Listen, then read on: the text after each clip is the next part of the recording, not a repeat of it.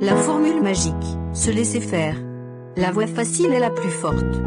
Il s'agit d'accéder aux normes les plus adaptées, donc de se déformer en fonction des circonstances. L'architecture, de son côté, structure le décor. Les femmes glissent devant les façades par jeu, comme au théâtre.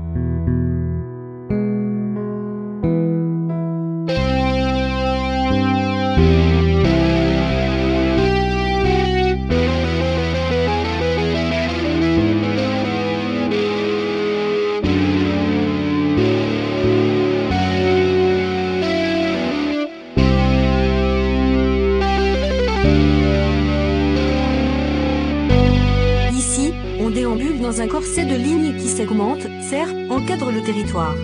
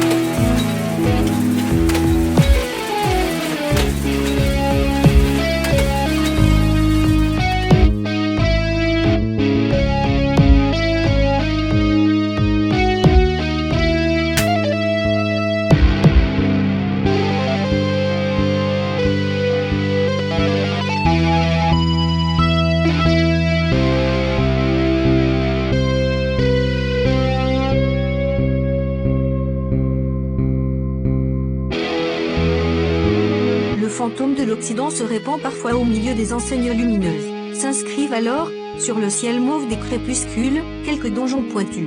L'architecture s'endort dans les pulsations de la force économique. Ici les stratégies politiques restent sous le contrôle des paillettes. Les lois ne sont que des attractions parmi d'autres.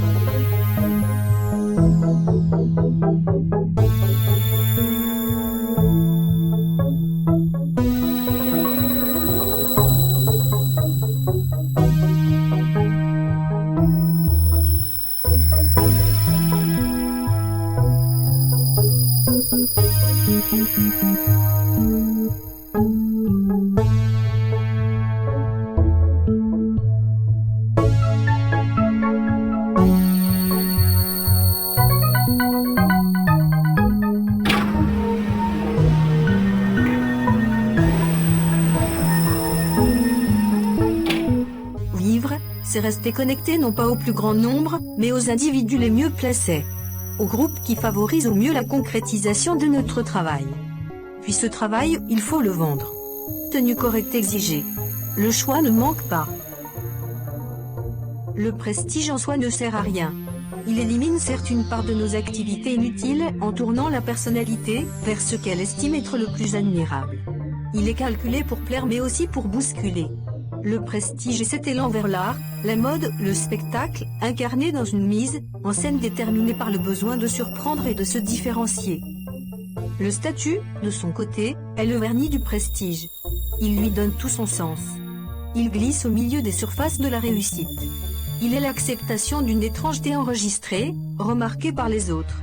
La presse s'en empare mais aussi les médias. Une mythologie, ainsi, peut se construire. Le statut fabrique du pouvoir, il est donc décidé par les autres. C'est ce qui fait à la fois sa rareté et sa difficulté. Car on ne décide pas du plus ou moins au degré de statut dont on dispose. Ce sont les autres qui le font à notre place. Le statut est le prestige arrivé à maturité, c'est-à-dire capable d'exister dans une visibilité telle qu'il devient spectacle. Cette situation n'est pas le fruit du travail, mais celui de la facilité. Car le travail, dans sa bonne humeur volontaire, est toujours signe de ridicule. La facilité, en revanche, consiste à suivre la pente de notre psychisme. Or, l'outil le plus facile, c'est la paresse.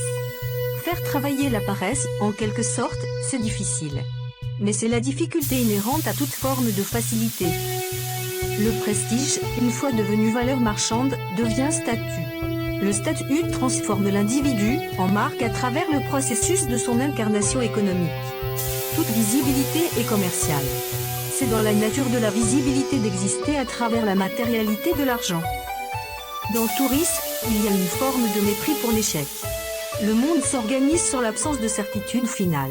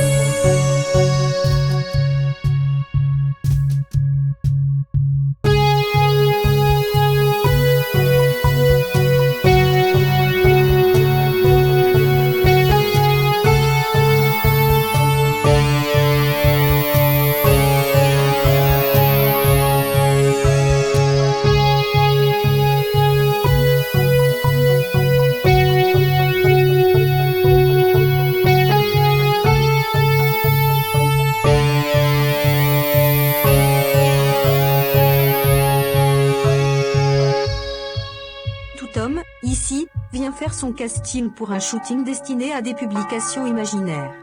Paris Hilton, en arrière-plan, fait des clins d'œil à la corporation invisible de ces êtres, qui se branchent aux images, comme la bouilloire à la prise électrique. Pour bouillir, il leur faut l'énergie de ce spectacle, qui ne s'arrête jamais.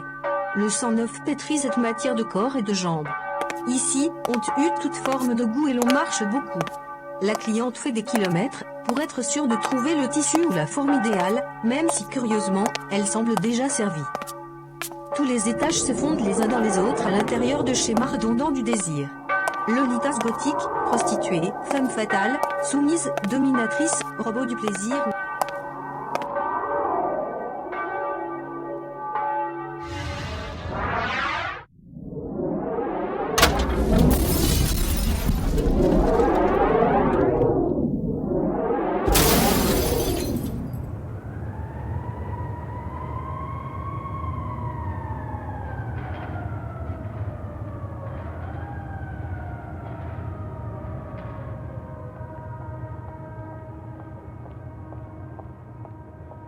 Lorsqu'elles sortent dans la nuit tiède du vendredi soir, on dirait des papillons qui s'éteignent. La vie normale l'habite dans l'ombre des rues. L'usine qui fabrique cette femme est plantée en plein cœur de Shibuya. On y entre comme dans une église, et on en ressort en espérant qu'elles ne changeront jamais, qu'elles resteront des instants de chair élastique, sans autre but que d'afficher le spectacle de la standardisation.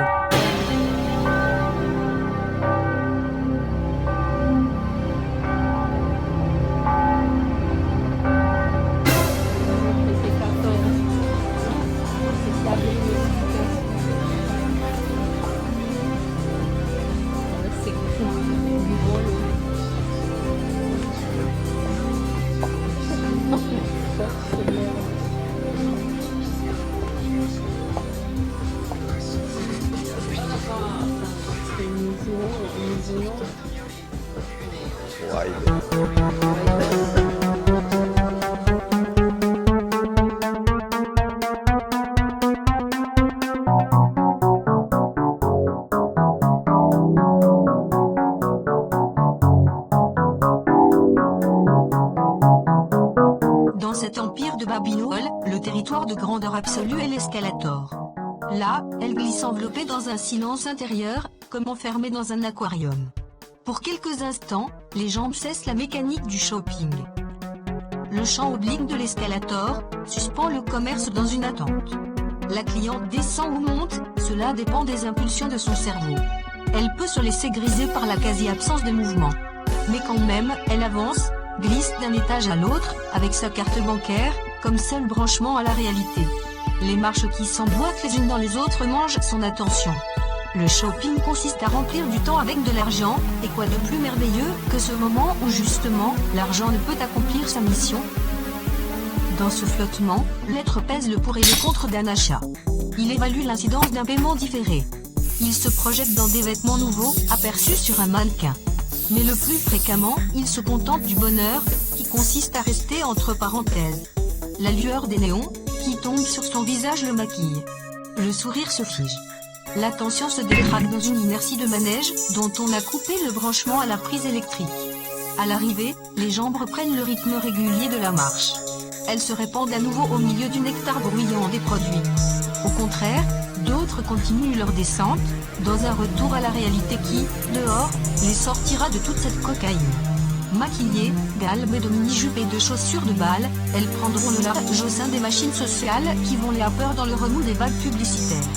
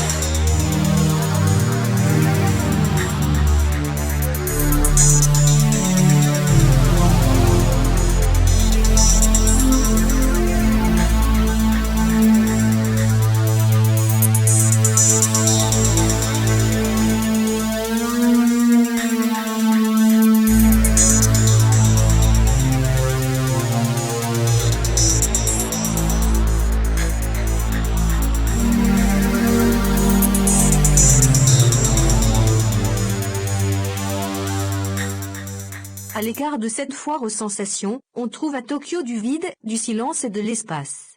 C'est le vide des quartiers de rêve, où le brouhaha des machinations commerciales se fait plus discret. À Dekanyama, on entre dans la sphère de l'élégance urbaine. Ici, pas de parc d'attractions hystériques, mais des volumes sobres, une charte posée, des surfaces vitrées où glisse le fantôme de Mishima. Pour qu'il puisse faire ses couettes. C'est beau ça, cette tuile.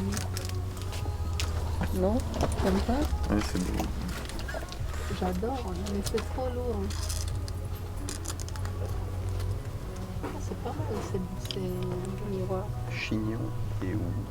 Bah pour Guillaume, achète tout de suite. On achète tout pour Guillaume, on va ramener une cargaison.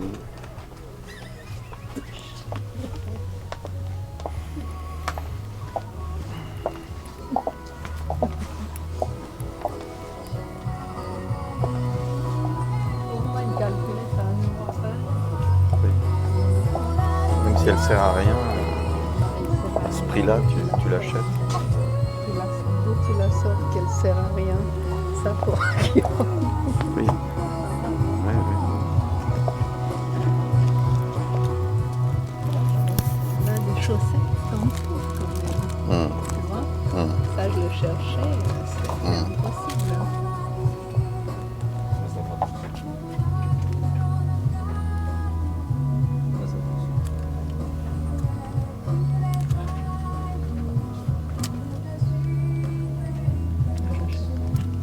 Kabukicho. La texture réfléchissante domine, mais on trouve aussi du rugueux, du mat, et même de l'électrique. Des surfaces au programme chromatique modifiable, comme ces lovotels sculptés dans un jeu de lumière mouvant. Le psychisme se renouvelle au contact des vertiges baroques de l'architecture. Le moins c'est plus de Nivenroe n'a pas sa place à l'intérieur de ces constructions orientées par la démolition de toute règle formelle. Dans le quartier de Kabukicho, l'architecture se tresse de gags et de superlatifs. Ici le moins c'est plus a disparu. On erre dans le plus c'est plus. Texture brillante, scintillement, lumière, miroitement, le reflet des corps glisse sur l'opacité des surfaces. La géométrie a perdu son principe de stabilité. L'équivoque produit des courts-circuits. L'angle aigu règne. Les lovotels disséminés se touchent presque, mais il y a suffisamment de recul pour pouvoir en admirer l'absurdité. Ce vertige d'arbitraire fait passer Paris pour un catalogue de la redoute architecturale. Ici on ne cherche pas l'accent original, l'excentricité magique. Ils viennent vers vous en douceur, comme les premières images d'un rêve.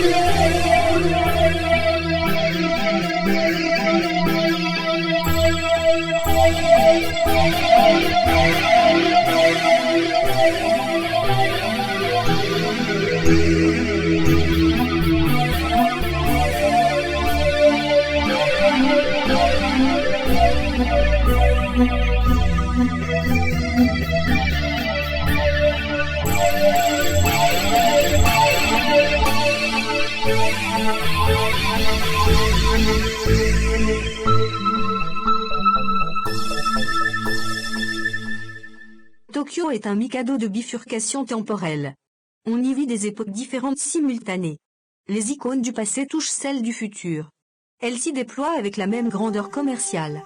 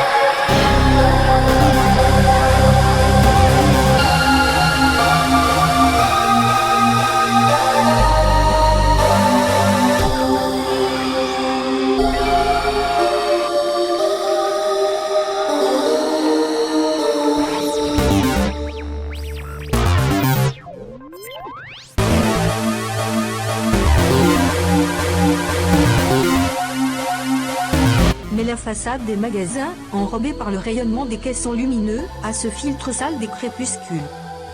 Certaines vitrines sont d'une saveur un peu fade.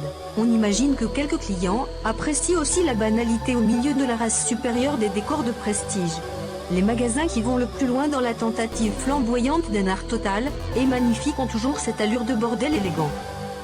Au milieu d'une boutique, des femmes silencieuses perchées sur des talons dorés, touchent de leur geste suave des cuirs vernis.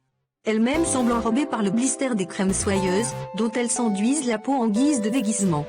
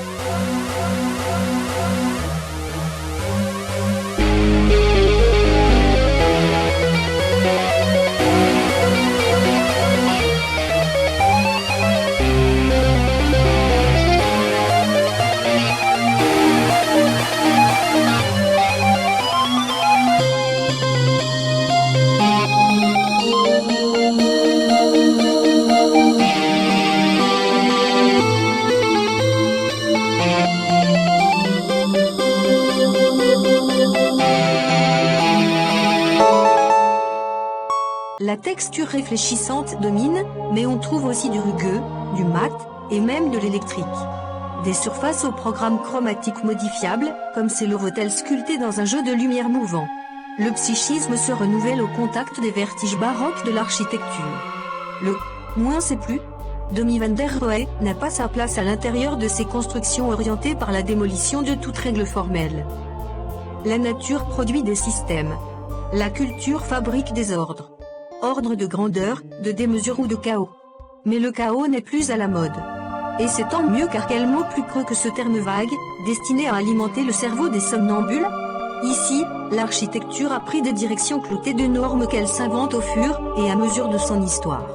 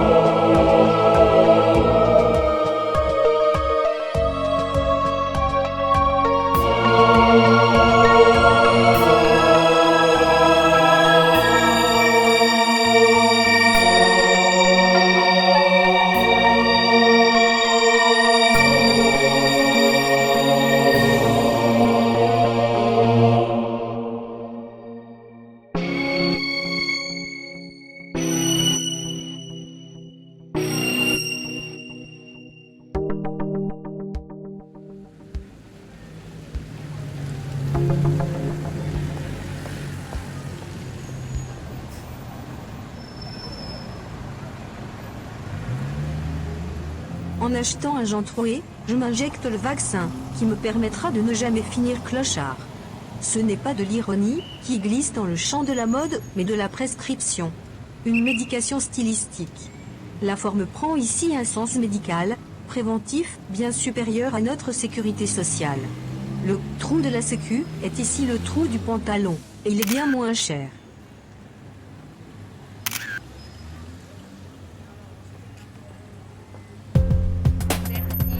Ça m'étonnerait que les gens disent que c'est de la merde, que c'est 10 fois mieux que n'importe quelle glace correcte. C'est une glace exceptionnelle. Mais dire, c'est un peu comme l'équipement, il faut que quelqu'un s'y mette. Plus que des pellicules de sang, ça, tu penses que ça pourra marcher?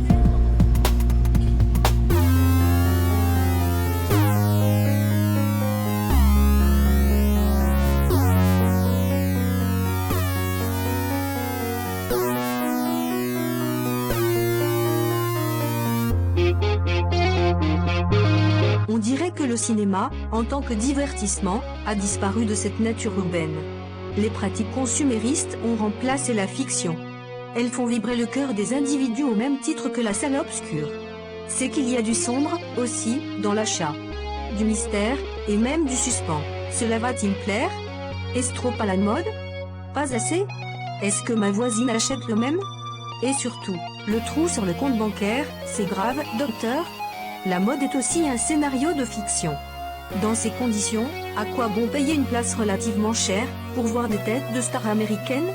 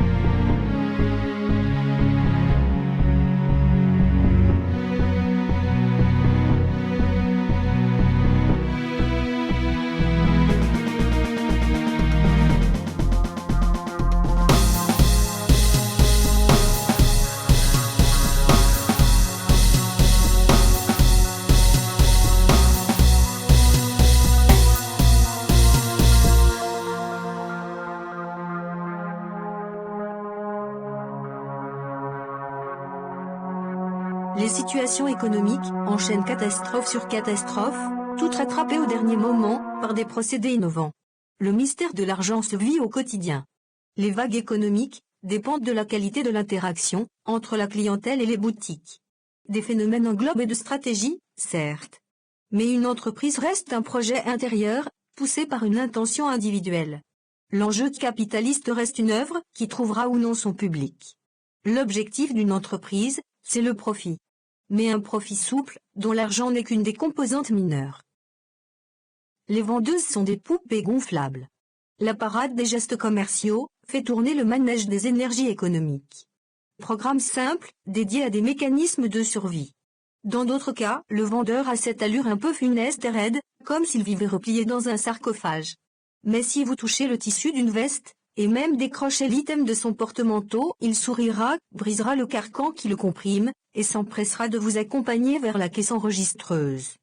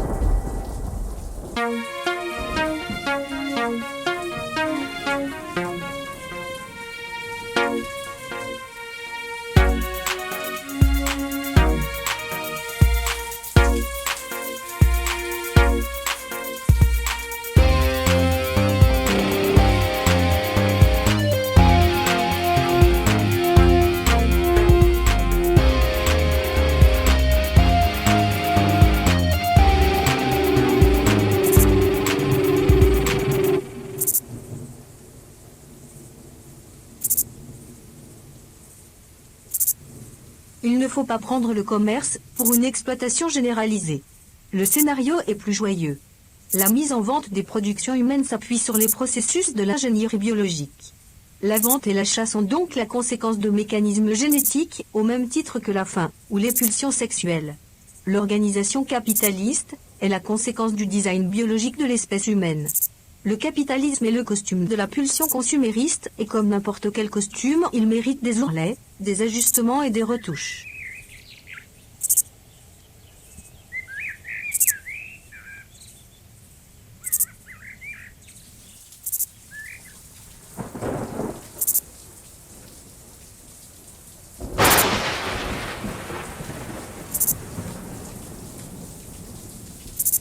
La réalité urbaine ne dispose pas de l'éternité. Elle s'exprime à travers la chorégraphie des apparences. Ce qui compte, en définitive, c'est d'arriver à entrer dans la sphère énergétique des lois du système.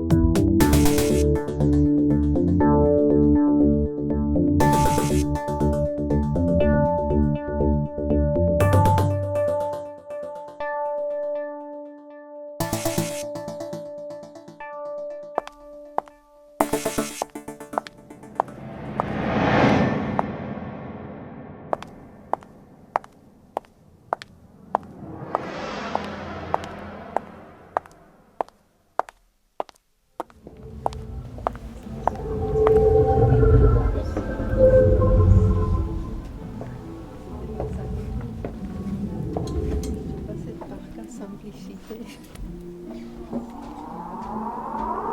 Simplement.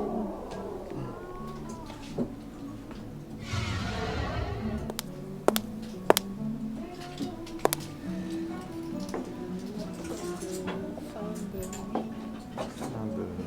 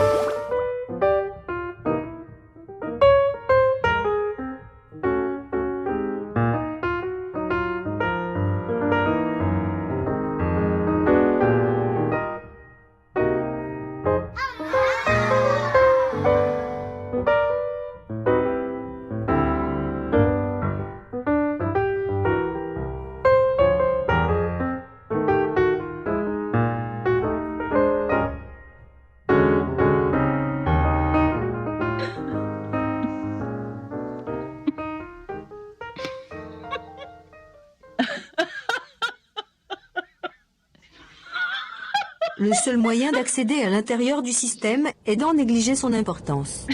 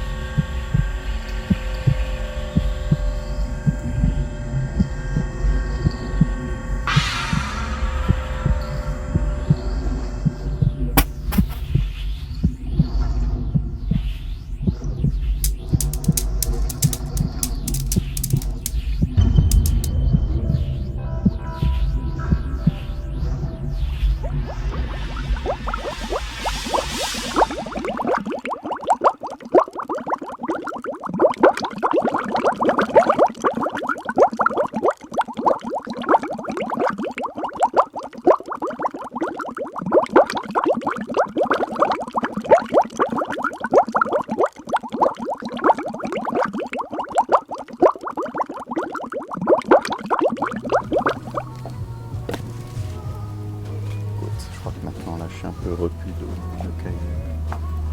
Pas non plus exagéré. C'est beau. Rentrer avec une valise de cahiers. Regardez ça. Le chocolat, c'est plus honnête. Oui, bah, un peu. Ah, ça, c'est Pas bien. encore. Hein. Regarde. Mhm. Fasciné.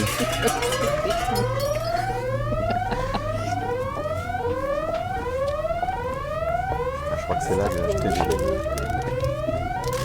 J'avais encore trouvé des points rouges. Là. Regarde, c'est Regarde, quel passant oui. qui mange de l'eau. Ouais, tu manges debout avec ces sticks.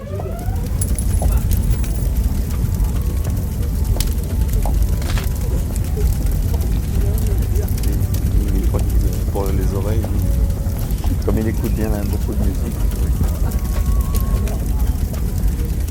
peut-être qu'il aura la hi-fi. Là.